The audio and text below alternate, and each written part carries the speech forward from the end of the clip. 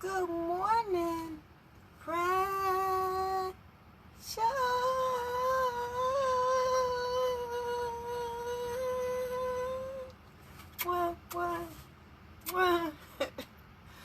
What? How you doing, baby? Happy. Hope I ain't flash, y'all. Happy Friday. And today on Coffee and Conversation with your girl, Shakenya, when you get a minute, go to that YouTube channel, Shakenya, and hit subscribe. Look at some of the videos. At least look at 5 of them. Just to kind of, get your determination of what you should do or not. And then just hit share. Something just that easy will make me famous. And I know that might not mean nothing to you. Just another black girl going viral for nothing. But damn. That's what I'm trying to do. So if you can help in any way possible by just sharing the YouTube videos, sharing my Facebook Live videos, I'll love you long time. So y'all, today we're talking about relationships, we're talking about reputation, we're talking about representation, we're talking about reasons why you do stuff as it pertains to these children, and we're talking about roles. And we just been moving along, y'all. I'm touching on every dynamic. I'm not really going all in as of yet, but we're talking about the basics of relationships and as it relates to your children. So we talked about the relationship grandparents should have with the children, right? And yesterday we dipped into the parents. So by now, just off of these couple days of talking about relationships, you should have been able to go back to your board. You should have been able to cross off suspects. And the suspects would be the people that poisoned your baby.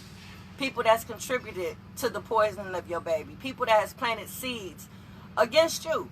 Yeah, and this is all to turn a child against a parent. Think about that now. And you got to keep in mind that as we do these stories or whatever you want to call them, there is no abuse or neglect. These children have been removed from the parents because the other parent has not found closure, has not healed from the relationship, has not moved on. So they're still harboring hateful feelings against the other parent. Typically, it's usually the baby mama against the baby daddy. She just chooses not to bring the child over anymore. You can't see your baby. Child support didn't come. You didn't do what she wants you to do. You didn't sleep with her. You don't show no interest in her anymore. So now she mad. And so now she keeps the baby from you. That's typically. Because remember, we use words like usually, typically, across the board, universal. That's typically. Yeah. It's rare that a father would take on those type of emotions and handle a situation in that manner, right? But it can happen. Especially if you've had a dad that was raised solely by his mother. No male interference, nobody to say no, no discipline, just an inappropriate relationship between a mother and a son can contribute to the product being a son that behaves like a mother. Fix it, Jesus. Fix it, Jesus. Fix it, fix it, fix it. So you should be able to add suspects. You probably came across a situation in your mind like, damn, they could have did this or they could have did that. I'm about to put them on the list because they contributed to everything, So they might be guilty by association, right? So you going over your list. You should have been able to answer some of your questions. Your who, your what's, your when, your why's, and sometimes where something could have happened or taken place, right? As it relates to the people who are planting seeds and poisoning your child against you. You should be able to answer some of those questions. You should even be able to notice some of the manipulation tips that's been used.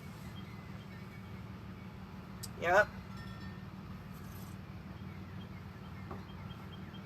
You should be able to pinpoint the manipulation tips that were used and who was using them. Fix it, Jesus. Fix it. Yep. To separate the baby from the parent. Why would somebody want to do that? As many challenges as our children face of color, just being raised by a single parent or being raised by one as a result of another parent not wanting to have anything to do with the child, or the other parent can't help or is not there because they're deceased, or whatever the case may be.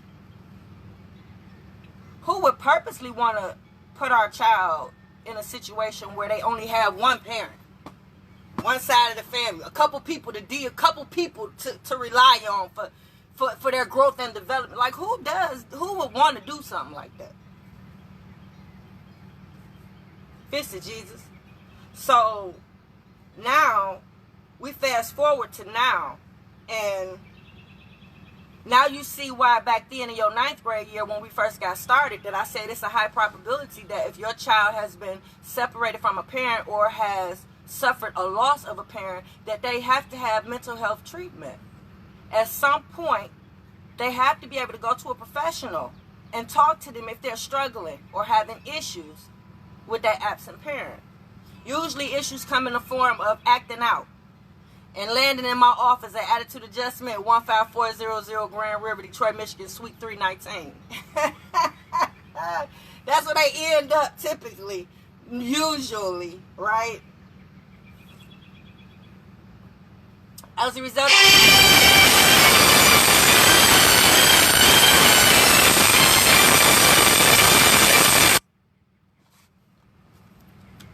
they suffer those disorders that we talked about, abandonment issues.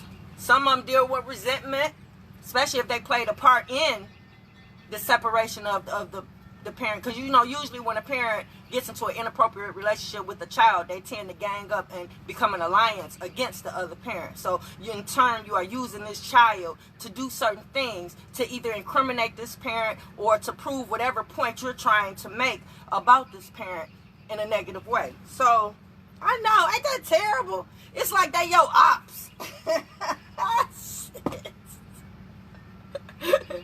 Everything I just said to you in street term mean these your ops. How could this be your ops? Your baby mama, your baby daddy, somebody that you share time with, somebody that you shared an intimate space with, somebody that you was probably married to and gave birth to these. They was probably in the room when you had these babies. You know what I mean? Like, how could they be your ops though?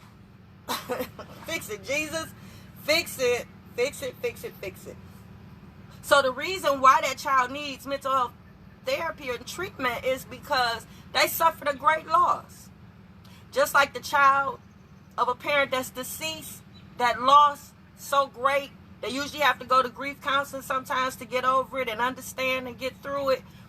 In this instance, the other child needs therapy too. Because if you separated that child from a parent, that's still a loss. That's still a child without a parent, right? So in most cases, typically, a child that loses a parent through death might receive that help that they need. They might receive that treatment because it's noticed. It's a loss, right? The children that were separated from their parent by the other parent, chances are they're not going to receive the help that they need. They're not going to receive that treatment. Why? Because it was purposely done. Fix it, Jesus. But that child still suffers a loss. That child still suffers from some of the issues that a child will suffer from the loss of a parent. Fix it, Jesus. Fix it. Fix it. So,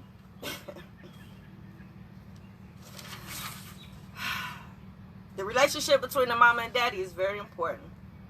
There shouldn't be any ill feelings.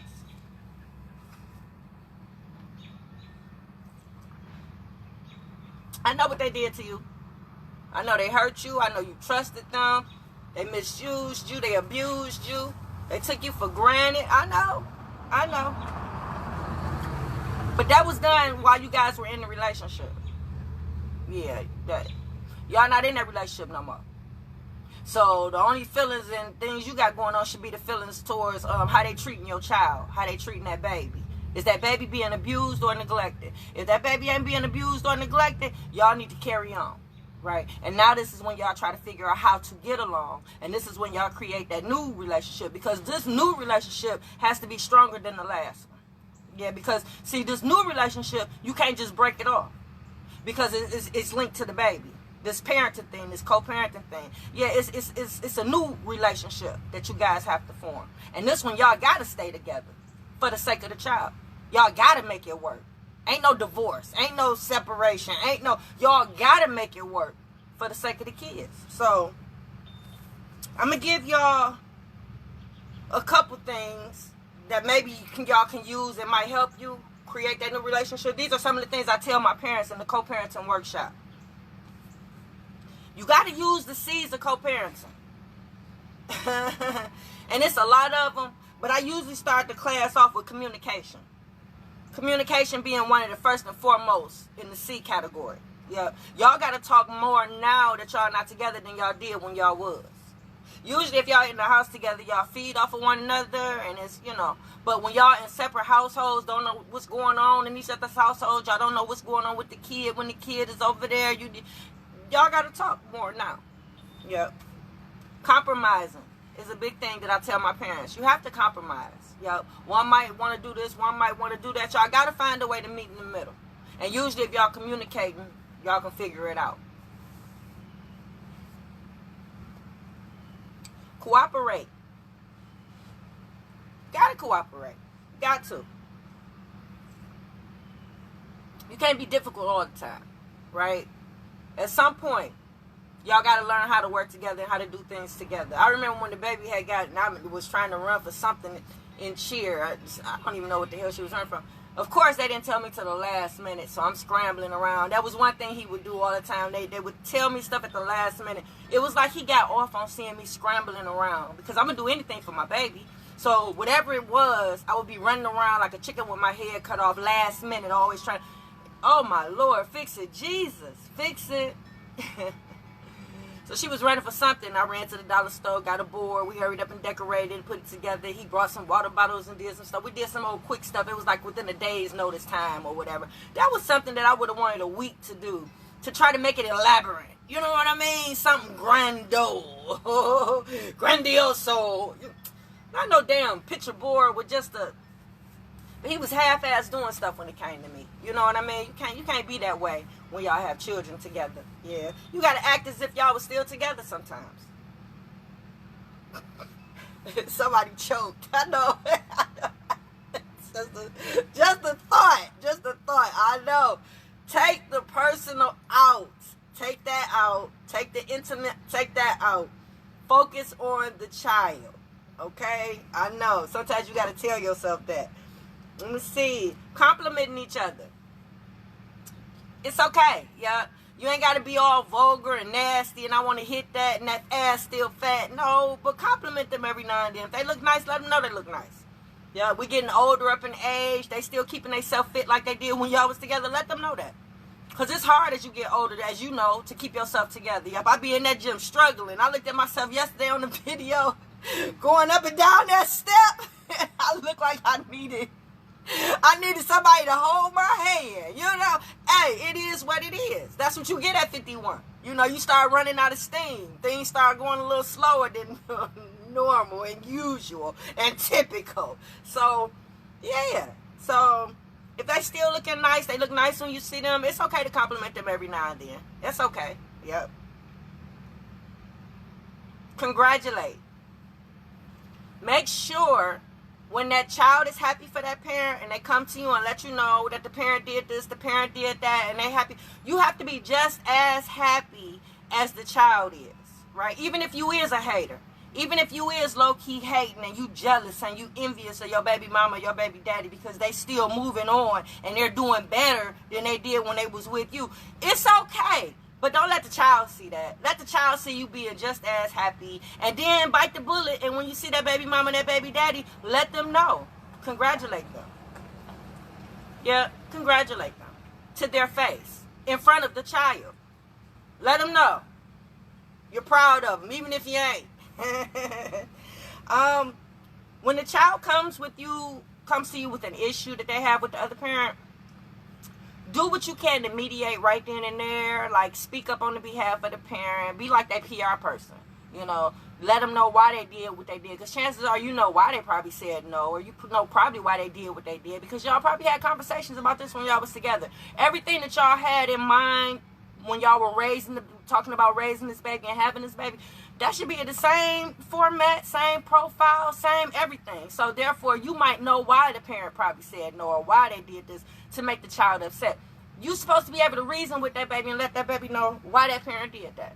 Yep. And after you get that baby calmed down, you console them, you let them know, put their mind at ease for why the parent did what they did. Then you call that parent. And you let that parent know what happened. That way that parent can reach out to the child and mend things a little bit better after you've already started the process of the stitching. Because the object is to keep you guys both in the picture. The object is to keep the connection. The object is to keep the relationship good, right? So, fix it, Jesus. Never speak bad about that parent in front of the child. Never. Never call them out their name. Never talk about them. Never talk about all the bad things that they do in front of them. Never. Every child wants to look up to their parent. Every child wants their parent to be a superhero. And low-key, every child wants their parent to be together. Their parents, plural, with an S, to be together. Yeah, I just thought I'd throw that part in there because every child that comes through my program, Attitude Adjustment, they all say it. But I'm just letting you know, yeah. But if you can't do nothing about that one, the other two,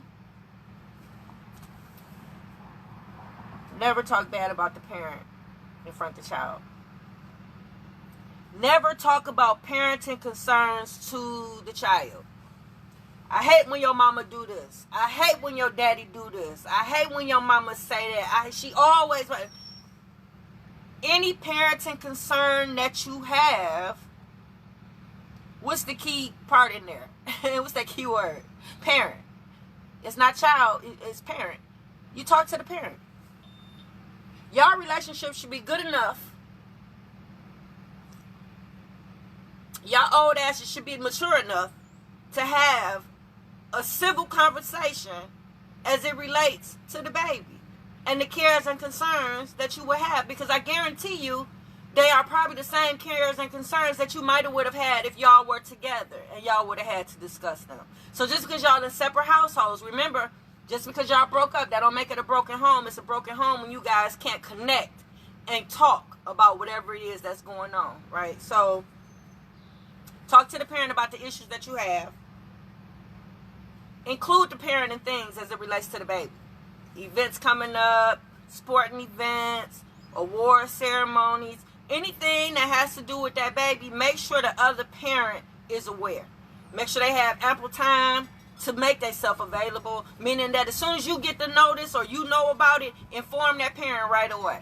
Don't wait till the last minute so they scrambling them around and can't make it. That's a manipulation tip. Don't do that. Yep, that's childish. That's playing games. As soon as you find out, let the other parent know. Do you know when the baby used to get awards and whatnot, I would make a copy of them and I would give it to the dad. So whether he attended, and he attended most events, but usually, you know, they send the citizenship, they send a lot of the awards home with the child. I would actually make a copy and give it to him so he'll have them over there just like, yeah, that's why I couldn't understand why he didn't give me none of them damn trophies. Shit, I was the one, oh, that's another conversation. So y'all, and showing care and concern. Genuine care and concern. Whenever I would pick her up or drop her off, I would always ask about everybody in her area. Everybody in it, the dad, the TT, the grandma, the great aunt, anybody, everybody in that, because they all on in the same hood. I would ask about them. I would ask genuine care and concern. It's not hard, but it goes a long way. I would ask about them every time I pick her up. As soon as she get in the car.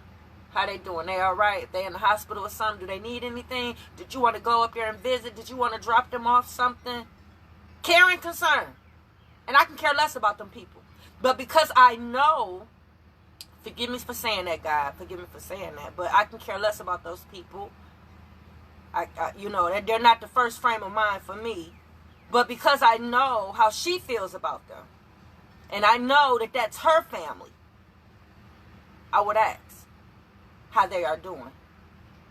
Right. So, that's it for today, y'all. It's Friday. I'm going to go down there and play with the people today. It was so many yesterday, I think my anxiety or something would have kicked in. It was so many people down there. Detroit is lit. It's on fire. So I think I might partake in those festivities downtown today. So that's it. I'm out, guys. Enjoy your Friday. Oh, Instagram was in the house. Let me shoot some waves. How y'all doing? All right. I'm out. Ooh, ooh, ooh. Who we got over here? We got Facebook. All right, Facebook. Thanks for... Hey, Anthony. How you doing, boo? Hey, Rochelle. How you doing, baby? Y'all, I'm out. Mwah.